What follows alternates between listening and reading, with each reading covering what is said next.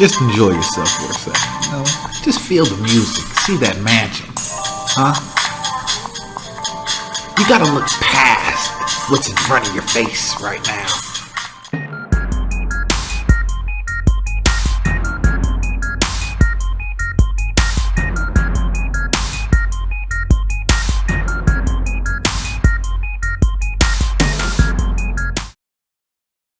Welcome back to the Pickle Meat Viddle Radio Show.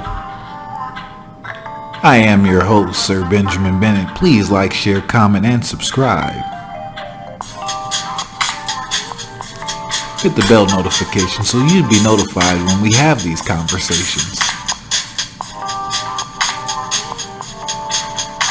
Just enjoy yourself for a second. Just feel the music. See that mansion. Huh? You gotta look past what's in front of your face right now. You gotta look past all the negativity and the struggle and the heartbreak. You gotta look past it to see all the great that's on its way. Pickle Me Viddle Radio Show is here to help you with that. Whew. Ain't that funky? You got to see that Bugatti. Get in it. Okay, start it up. Push that button. Vroom. It's got a growl to it, don't it? I bought mine from the Cushman guy. I want to say Manny Cushman. He's got about 10 of them. He wanted to sell one. Let me get that Bugatti. $4 million. Hey, no problem. Here you go. Give me my Bugatti. And I'm just driving up the 5, going north. Because that's where all the trees are. Yeah. Got my best girl by me.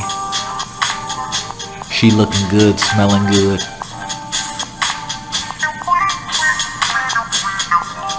Fast Bugatti.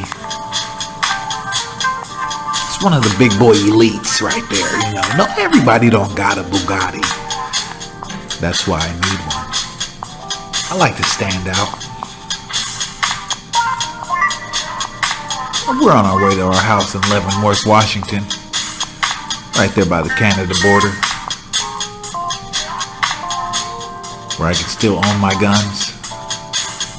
Still get a piece of that Canadian forest. I think I've never been there quite yet, but that's what I believe.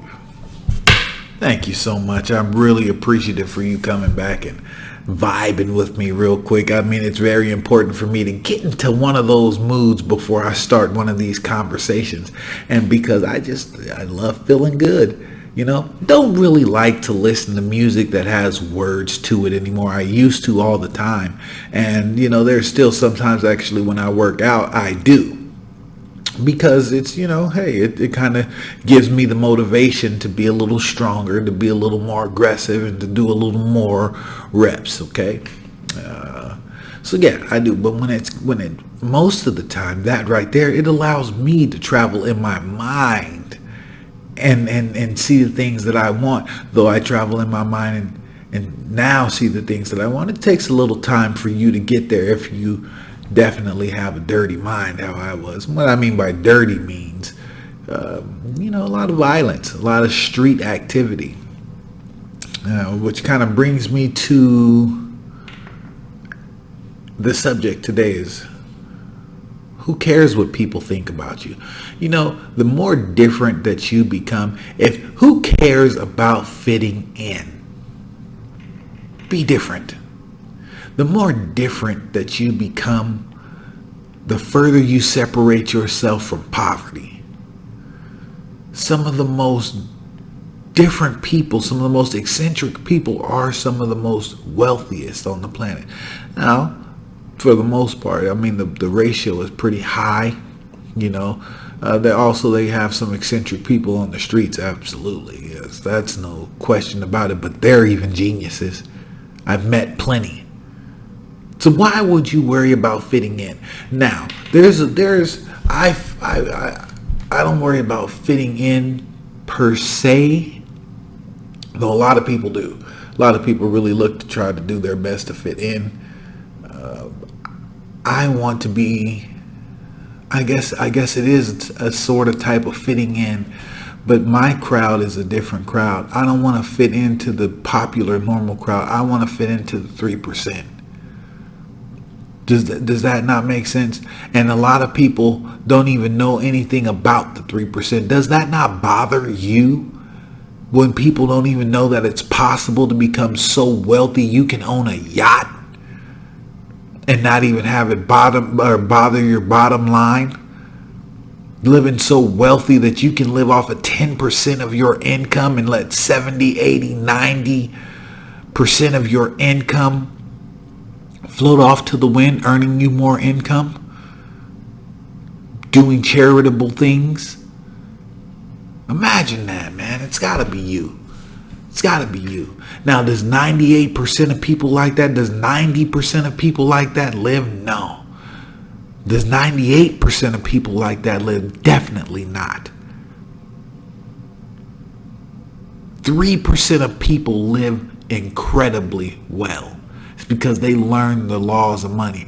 And a lot of times they didn't care about who was around them. A lot of times they lived a life that wasn't, we worry so much about being popular in school.